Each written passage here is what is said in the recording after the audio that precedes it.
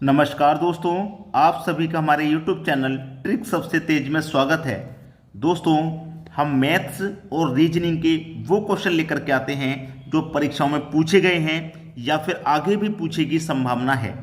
तो आप हमारे चैनल के साथ जुड़ जाइए और आपकी एग्जाम की तैयारी बहुत अच्छे से होगी। हम मैथ्स और रीजनिंग पढ़ाते हैं, ठीक है। तो चलिए स्टार्ट करते हैं। पहला सवाल, अंग्रेजी वर्णमाला में प्रत्येक अक्षर ए से जेड को क्रमानुसार संख्या में लिखा जाए, जैसे कि ए का मूल्य 1, बी का 2, जेड का 26, तो 17 संख्या किस अक्षर को दर्शाती है। आपके कहने का मतलब है हमने ए बी सी डी को पूरा जेड तक लिख लिया। अब ए 1 नंबर पे आता है, बी 2 नंबर पे आता है, ऐसे ही जेड 26 नंबर पे आता है, तो 17 नंबर पे कौन सी संख्या आएगी। ये प्रश्न बिल्कुल सही पूछा गया है। आपको ये चीज मालूम होनी चाहिए अल्फाबेट के अंदर कि कौन सा अल्फाबेट कितने नंबर पे आता है। अगर आपको याद नहीं है ना तो इसे याद कर लीजिए। आपको याद नहीं है तो फिर याद कर लो भाई। मैं आपसे फिर बोलूंगा, अगर आपको याद नहीं है तो ये पूरे टोटल 26 अल्फाबेट याद कर लो कि कौन सा अल्फाबेट कितने नंबर पे आता है। आपको बहुत मदद मिलेगी एग्जाम में, ठीक है। तैयारी आप कर रहे हैं, आपको तैयारी बहुत अच्छे से होगी क्योंकि बीच बीच में ये चीज आती रहती हैं। आप कोडिंग डिकोडिंग करोगे तो भी पूछा जाएगा। कोडिंग डिकोडिंग में तो आपको मालूम होना ही चाहिए, ये नहीं मालूम होगा तो आप नहीं कर पाएंगे।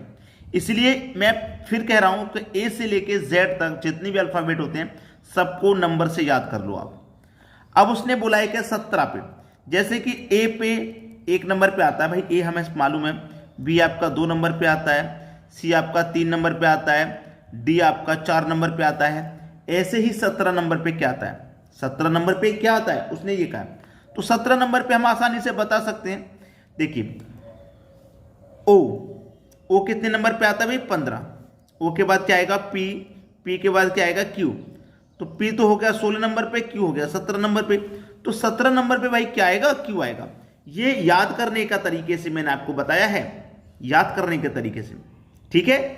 मैं आपको, अगर आप कहें तो आप मुझे कमेंट कर दीजिए, मैं इसको याद करने की एक ट्रिक होती है, मैं उसका वीडियो बना के अपलोड कर दूंगा, आप तक पहुंचा दूंगा। लेकिन आप मुझे कमेंट करके बताइए तो सही कि सर आप इसका वीडियो हमें बना के दे दो, हम याद कर लेंगे। आप कमेंट करके जरूर बताइएगा, ठीक है दोस्तों। तो 17 नंबर पे क्यू आएगा, यानी कि बी ऑप्शन बिल्कुल सही जवाब है। चलिए आप देखते हैं अगला सवाल। अगला प्रश्न है, 5 मित्र एक बेंच पर बैठे हैं, ए बाईं ओर है बी के। 5 मित्र हैं भाई, 5 मित्र एक बेंच पर बैठे हैं। अब प्रश्न के अनुसार चलेंगे, ए बाईं ओर है बी के। जो ए है बाईं ओर है बी के, बी के बाईं ओर यानी कि बी के लेफ्ट होगा, या बायां हाथ कौन सा होता है भैया, लेफ्ट होता है। या बाईं ओर कौन सी हिस्सा होता है, लेफ्ट। तो बी के बाईं ओर हो गया ए बाईं ओर है बी के, तो ए बाईं ओर हो गया बी के, ठीक है, बी के। लेकिन दाईं ओर है सी के। ये जो ए है बाईं ओर है बी के, लेकिन दाईं ओर है सी के। किसके, दाईं ओर है सी के। सी के कौन इधर है, दाईं ओर। सी के है भाई दाईं ओर, तो सी के हमने दाईं ओर कर दिया, सी के दाईं ओर कर दिया।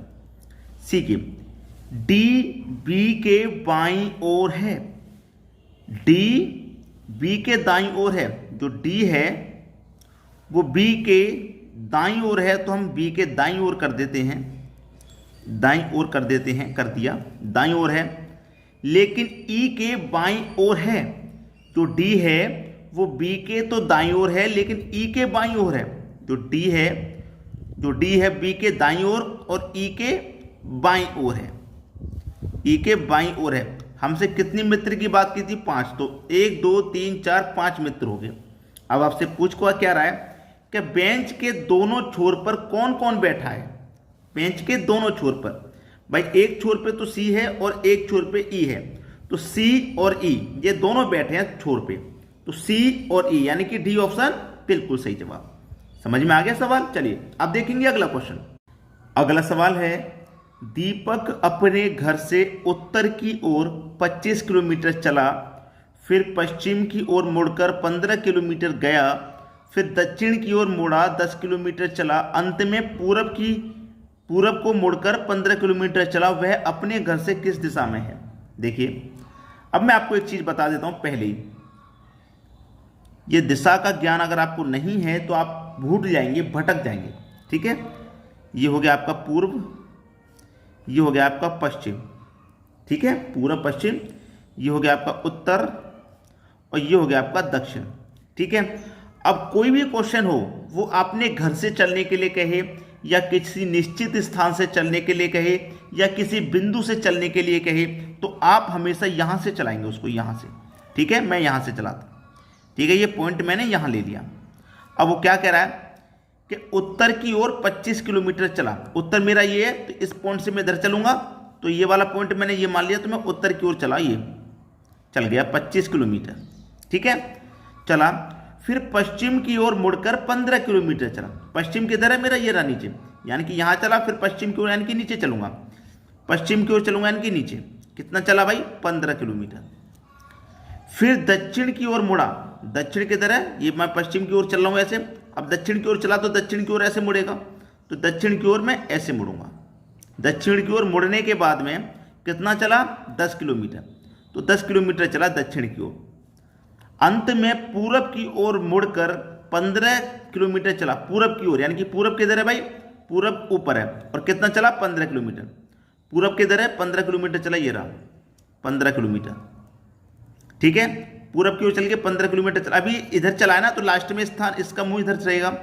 तो वह अपने घर से किस दिशा में है, भाई अपने घर से वो किस दिशा में है, अपने घर से वो किस दिशा में है, ये पूछा है। अब देखिएगा वो कहां पर आ गया, यहां पे आ गया, ठीक है। अगर ये किलोमीटर को हम साथ के साथ नहीं लिखते तो आप भूल जाते। पहले चला वो 25 चला, फिर 15, फिर 10, फिर 15, यानी कि ये 15 की दूरी और ये 15 की दूरी बराबर है, तो बिल्कुल इसी लाइन पे आ गया। आ गया कि नहीं आ गया, इसी लाइन पे आ गया। अब वो देखिए यहां पे है, ये वाला पॉइंट मैंने माना था वो यहां पे है, ये वाले पॉइंट से वो कहां है, यहां पे, ये वाले पॉइंट से वो कहां है, यहां पे। इसका मतलब ये वाले पॉइंट से कहां है, वो यहां पे है। तो ये वाली दिशा कौन सी है, कहां पे, वो उत्तर दिशा में है कि नहीं, वो अभी उत्तर दिशा में है। पहला ऑप्शन सही जवाब हो जाएगा। चलिए अब देखेंगे अगला क्वेश्चन। अगला प्रश्न है, ए की मां बी की बहन और सी की बेटी है। अच्छा क्वेश्चन है। ए की मां, ए की जो मां है, ए की मां, बी की बहन, बी की बहन और सी की बेटी है, सी की बेटी है, सी की बेटी है, यानी ए की मां बी की बहन है और सी की बेटी है, ठीक है, सी की बेटी है। डी बेटी है बी की, डी बी की बेटी है भाई, ये जो डी है ये बी की बेटी है, ठीक है, बी की बेटी है। और बहन है ई की, ये जो डी है वो बी की बेटी है और ई की बहन है, ई की बहन है। तो सी का ई से क्या संबंध है, इस सी का इस ई से क्या संबंध है। देखिए ए की माँ ये है और इसकी बहन ये है, इसकी माँ ये है और ये बी की बहन है। याद रखना क्वेश्चन में इसकी ये बहन है, तो याद रखना जब इसकी माँ ये है तो इसकी भी तो माँ ये हो जाएगी, क्योंकि ये आपस में भाई बहन है या फिर बहन बहन है। बी को ये तो नहीं कहा गया ये पुरुष है या फीमेल। जब इसकी माँ ये है तो बी की माँ भी यही हो जाएगी, क्योंकि ये आपस में भाई बहन है। जब इसकी माँ ये है तो फिर इसकी बेटी भी ये हो जाएगी, और बेटी की बेटी भी, बेटी की बेटी, और ये कौन है, इसका भाई है भाई, ये कौन, इसका भाई है, यानी कि ई की बहन डी है।